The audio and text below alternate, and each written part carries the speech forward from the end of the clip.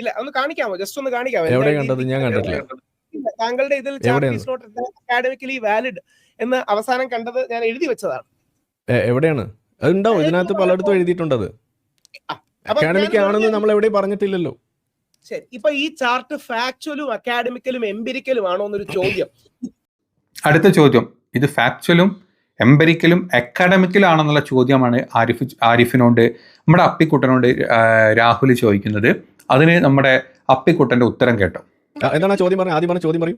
Is the chart academic rank? Chart അല്ല, rank ആണ്. Chart അല്ലെങ്കിൽ റാങ്ക് ക്രിയേറ്റ് റാങ്ക് എന്നാണോ? ക്രിയേറ്റ് ചാർട്ട് എന്നല്ലേ കൊടുത്തു? അല്ലെങ്കിൽ ചാർട്ട് നമ്മൾ റാങ്കിന്റെ ബേസിസിലാണ്, അത് just an image. Okay, rank ആണ് നമ്മൾ point. Is the ranking or chart academically valid? Factual is the ranks created can be considered academically valid. ഇത്ര മതിയോ? അക്കാഡമിക്കലി വാലിഡ് അത് മാത്രം പോരാ, ഫാക്ച്വലി കറക്റ്റ്. ശരി, academic valid, factually correct. Neutral point of view.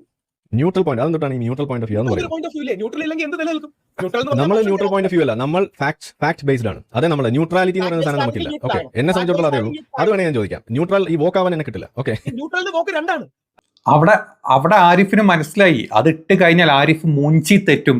അപ്പിക്കുട്ടന്റെ അണ്ണാക്കിലേക്ക് അപ്പി വീകുന്നു മനസ്സിലായപ്പം അതിനെ പ്രിവെന്റ് ചെയ്യാനുള്ള പല സംഭവങ്ങളും അടവുകളും നമ്മുടെ അപ്പിക്കുട്ടൻ എടുക്കുന്നുണ്ട് അവിടെ കേട്ടോ.